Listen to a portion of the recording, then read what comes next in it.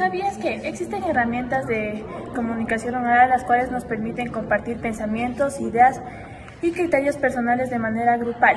Hoy te presentaremos dos herramientas, las cuales son la mesa redonda y el foro, mismas que nos permiten el compartir y expresar nuestros pensamientos de manera grupal. A continuación te explicaremos de qué trata, de qué consiste y cómo se estructuran dichas herramientas. Acompáñenos.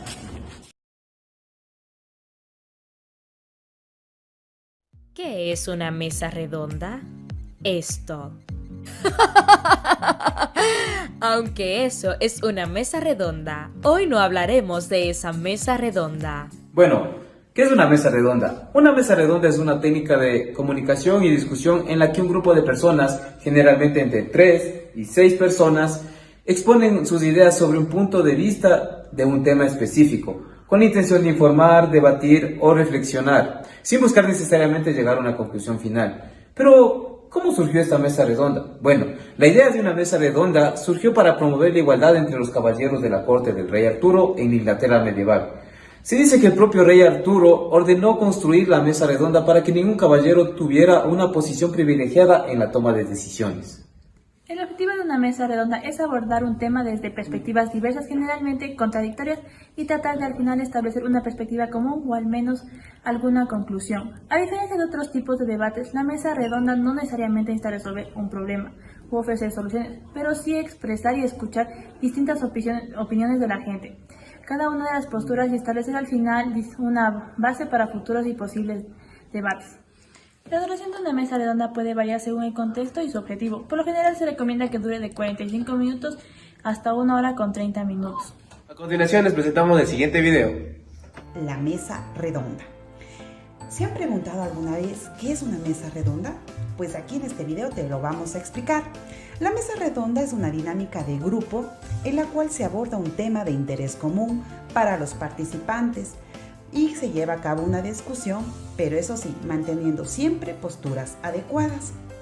¿Pero por qué se llama mesa redonda? Si bien es cierto, se llama mesa redonda, no siempre la mesa tendrá que tener esa forma, sino que esta denominación hace referencia a que no existen posiciones de jerarquía o poder, sino que todos los participantes se sientan en ella a un mismo nivel. Las mesas redondas son comunes en diferentes contextos y eventos, como congresos, ferias, shows televisivos y negociaciones, siempre en torno a una temática determinada. Objetivo de la mesa redonda. El objetivo de la mesa redonda es abordar un tema desde perspectivas diferentes, generalmente contradictorias, pero establecer al final una perspectiva común o al menos algún tipo de conclusiones de trabajo, y así establecer las bases para futuros y posibles debates.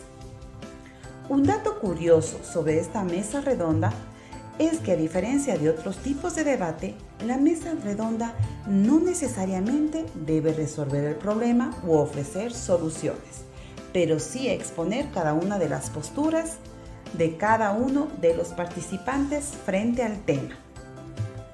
Las características de una mesa redonda son las siguientes. La participación de varios expositores, generalmente de 3 a 6 personas que tienen conocimientos o posturas distintas sobre un tema. No hay jerarquía entre ellos, pues todos tienen el mismo nivel de participación. Moderador o coordinador, persona encargada de presentar el tema, dar la palabra a cada expositor, controlar el tiempo y moderar el diálogo.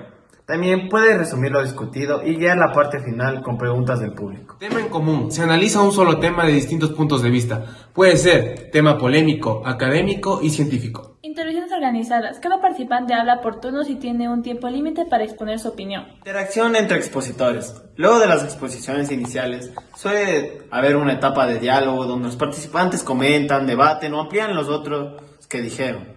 La estructura de una mesa redonda generalmente abarca 3 fases. ¿Cuál es la estructura de la mesa redonda? Apertura. Esta es la primera parte. Aquí inicia la mesa redonda. Comienza presentando a los personajes y luego se introduce el tema con las reglas que deben seguir los participantes. Exposición. Luego de presentar a los personajes y las reglas, pues comienzan a intervenir los personajes dando cada uno su parecer sobre el tema en cuestión. Si hay moderador, ya que no es obligatorio, este debe hacer un recuento o resumen de todo lo hablado. Cierre.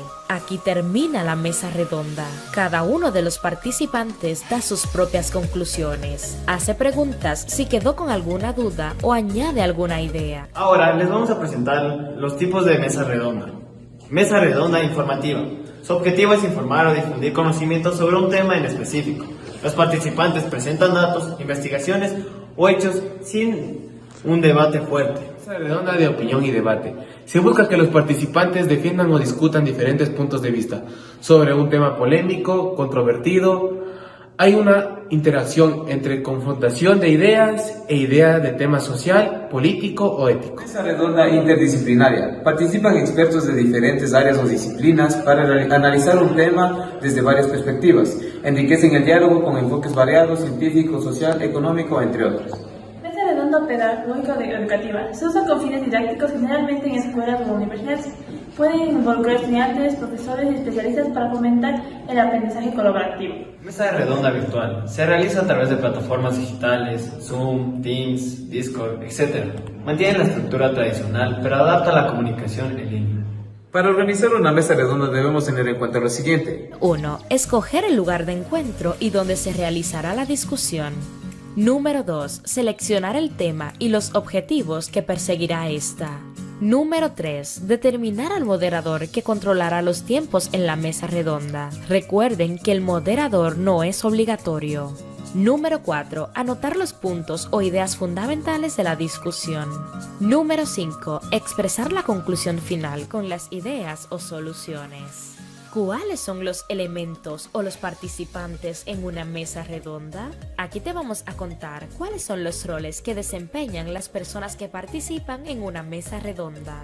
Expositores. Son los que se encargan de presentar distintos puntos de vista sobre el tema de la mesa redonda. La cantidad de expositores puede variar. Audiencia o público. Estos no siempre estarán presentes en una mesa redonda. Todo va a depender de la circunstancia. Después de la discusión, el público tiene la posibilidad de plantear dudas y comentarios a los expositores.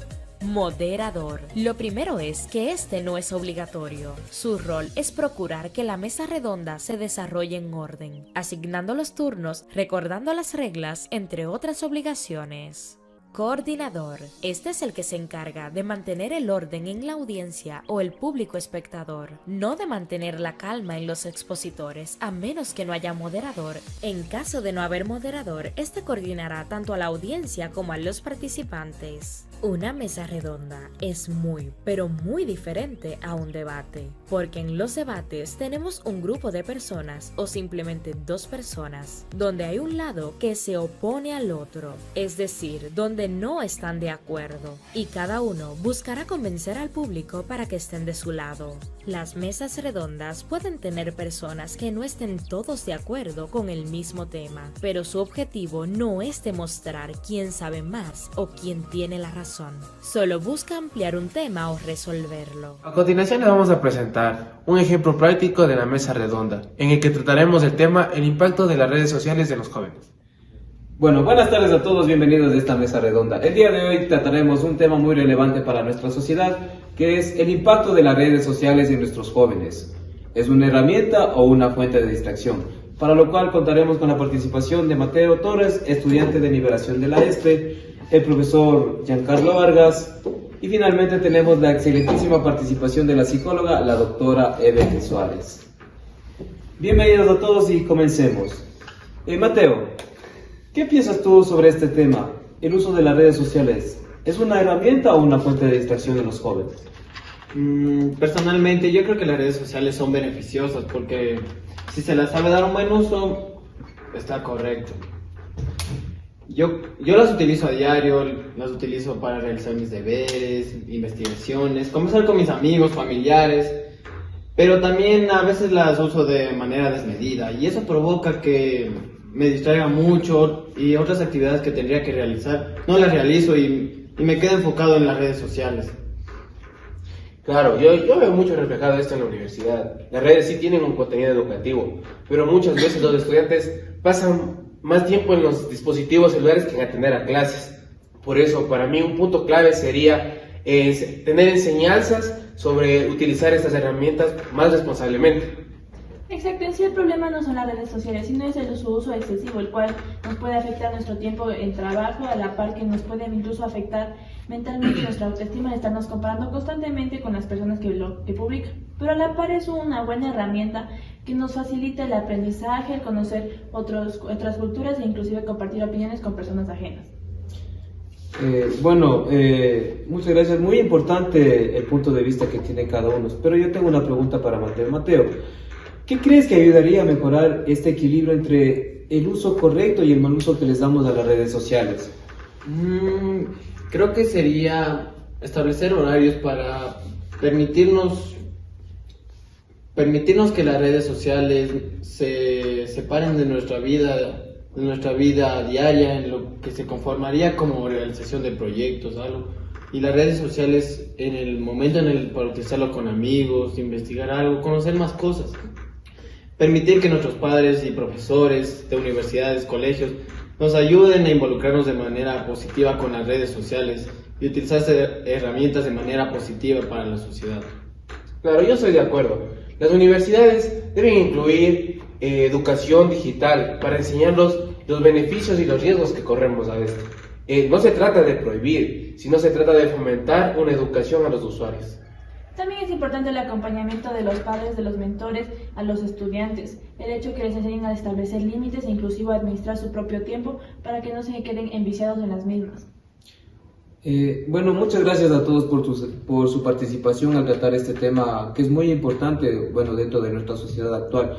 Como hemos visto, las redes sociales pueden ser una fuente de ayuda y a la vez también puede ser un problema, dependiendo del uso que les demos a estas. Es importante la educación y el acompañamiento sobre el uso correcto de las redes sociales.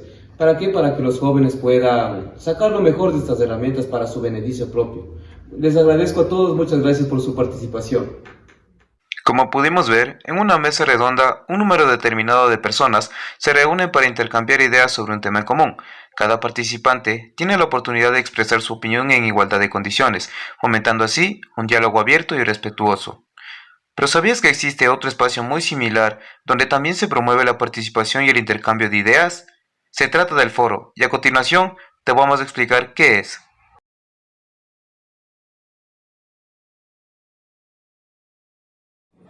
El foro es un espacio físico o virtual, donde las personas pueden intercambiar ideas, opiniones, conocimientos o debatir sobre un tema en particular.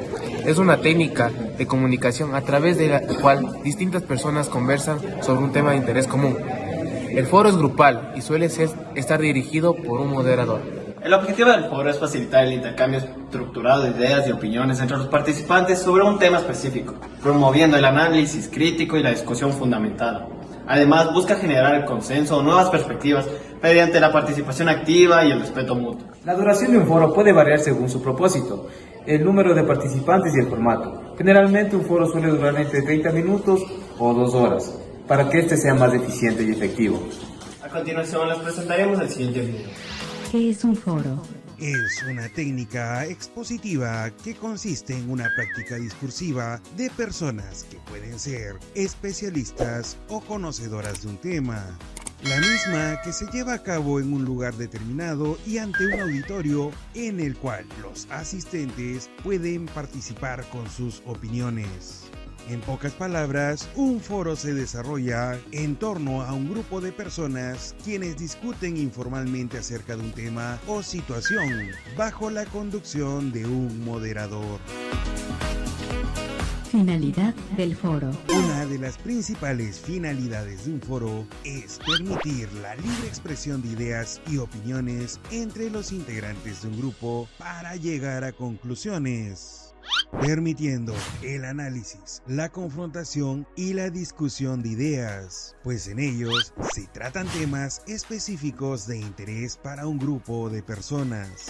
El foro se caracteriza por un tema específico, la discusión se centra en un asunto determinado. También por el intercambio de ideas permite que los participantes expresen opiniones, argumentos u experiencias. También se caracteriza por la participación activa. Todos pueden intervenir y aportar al diálogo. También el respeto y la tolerancia es una característica importante. Se valora todas las opiniones dentro de un ambiente respetuoso. Otras características es la moderación. Un moderador organiza la conversión y se mantiene en orden.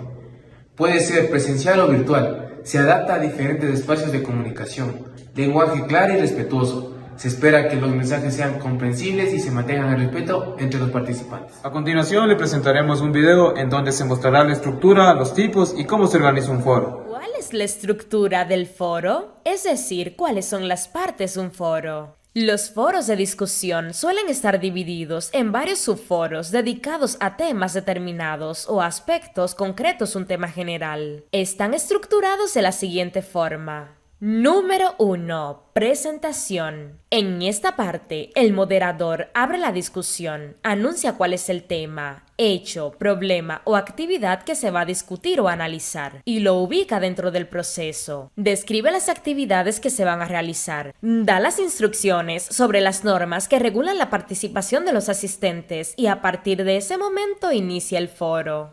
Desarrollo.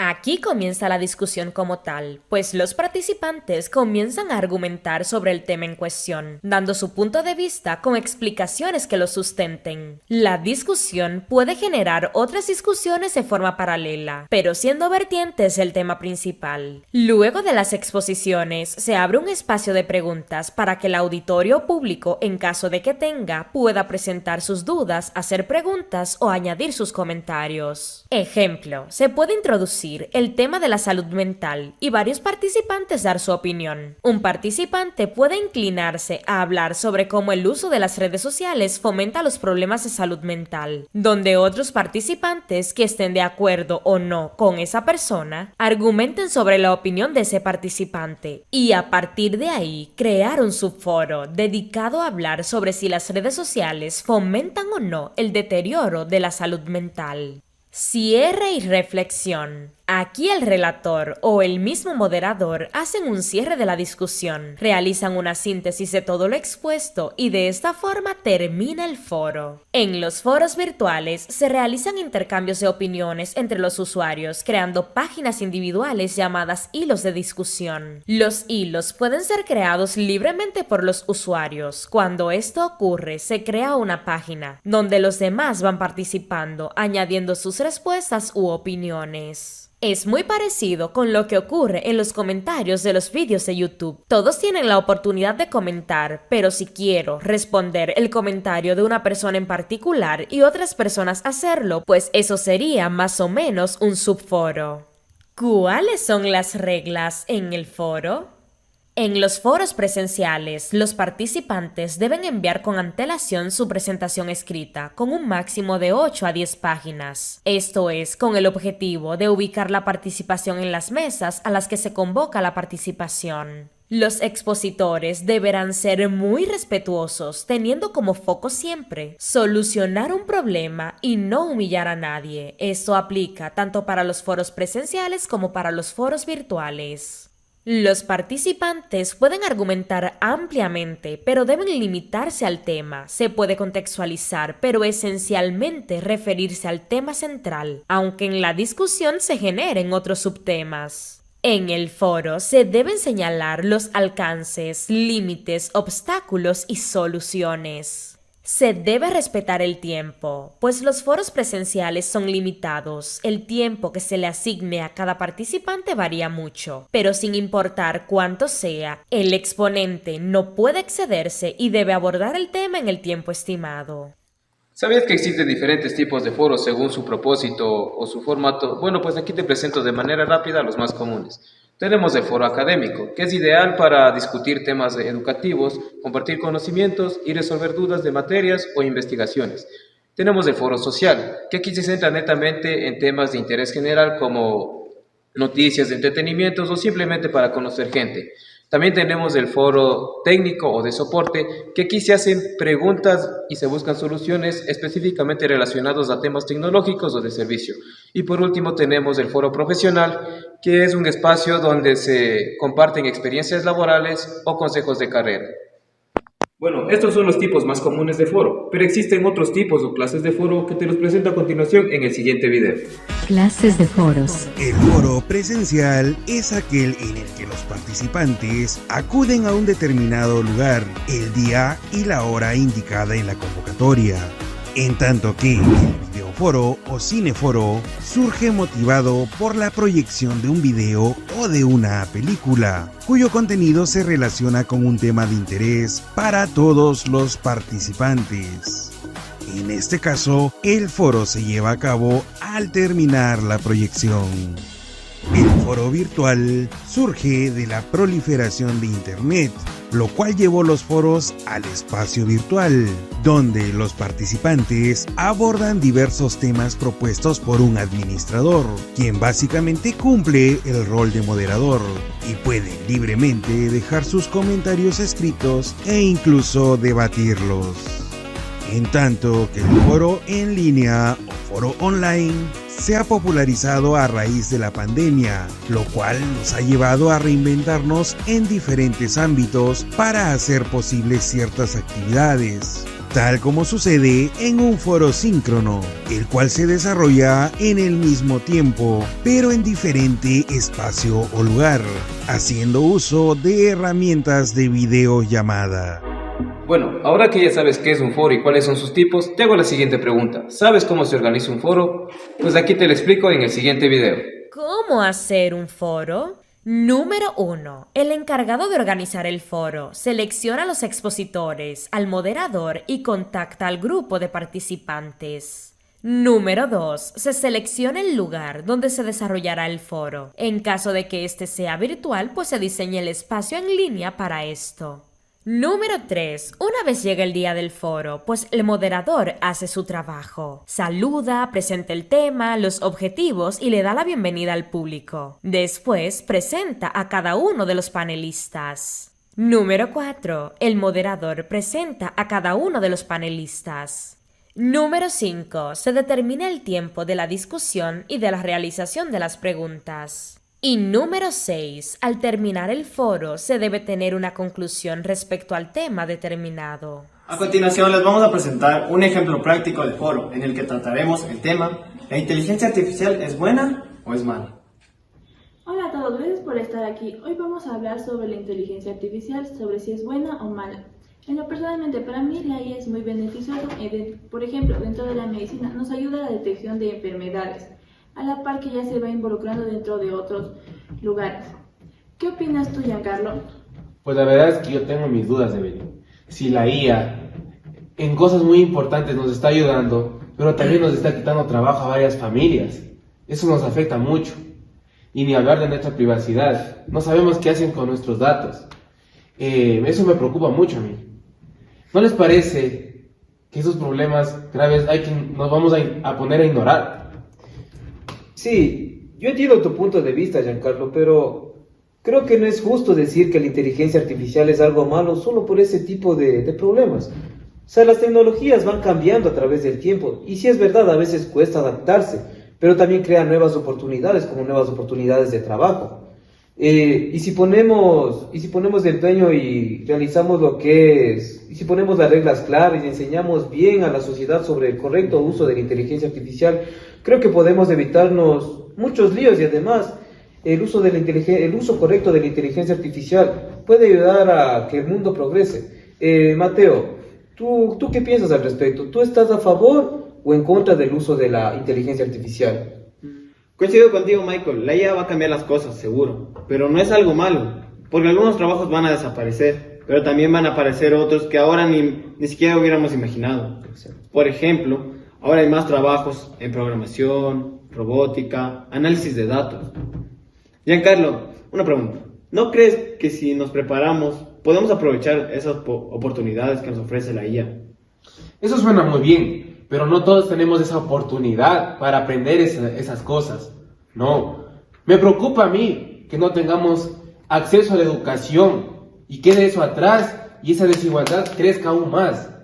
Michael, ¿crees que aún con esas leyes y esa educación no se puede arreglar? O sea, no, claro que no basta con eso. También necesitamos que las empresas y los gobiernos hagan su parte sobre esto, sobre el correcto uso de la IA. Que no solo busquen ganancias de esto, sino que también busquen lo que es una capacitación a la gente, que le enseñen sobre lo que es el uso de la inteligencia artificial. Porque como va avanzando el tiempo, esto de la inteligencia artificial va avanzando muy rápido y también puede ser una ayuda de progreso al mundo. Evelyn, ¿tú qué piensas que debería hacer el gobierno para manejar el correcto uso de la IA? Personalmente, para mí los gobiernos deberían implementar leyes en las cuales nos obliguen de cierta forma a no hacer cosas éticas con ayuda de la IA. A la par que dentro de la misma educación sería importante el implemento al uso de estas herramientas desde los más pequeños, para que desde esas edades empiecen a aprender a usar la misma y no usarlas en otras cosas que no deberían. ¿Qué opinas tú, Mateo? Creo que lo principal es aprender a entender cómo funciona la IA y la tecnología. No solo usarla, sino saber cómo se crea. También es importante desarrollar habilidades que las máquinas no pueden tener, como la creatividad, saber trabajar con otros, una conciencia propia. Así, vamos a tener algo que aportar a la tecnología para que ésta avance mucho. Muy bien, muchas gracias a todos por sus opiniones y su gran participación dentro de este conversatorio. Está claro que la IA puede ser muy beneficiosa para nosotros, pero a la par que puede tener ciertas cosas negativas que nos pueden ser muy malas para nosotros mismos. Es importante aprender a usarlas y enseñar a los más pequeños el uso de estas herramientas. La principal diferencia entre un foro y una mesa redonda radica en la forma de participación y dinámica del debate. En la mesa redonda, un grupo reducido de expertos o panelistas discuten sobre un tema. En cambio, en un foro, la participación está abierta a todos los asistentes que pueden dar sus opiniones y debatir entre sí. Como pudiste ver, tanto la mesa redonda como el foro son espacios donde el respeto, la escucha y la participación son fundamentales. Ambas estrategias permiten enriquecer nuestras ideas, aprender de otros y expresarnos con libertad y responsabilidad. Ahora que ya conoces sus características y diferencias, ¿te animas a ponerlos en práctica? Muchas gracias.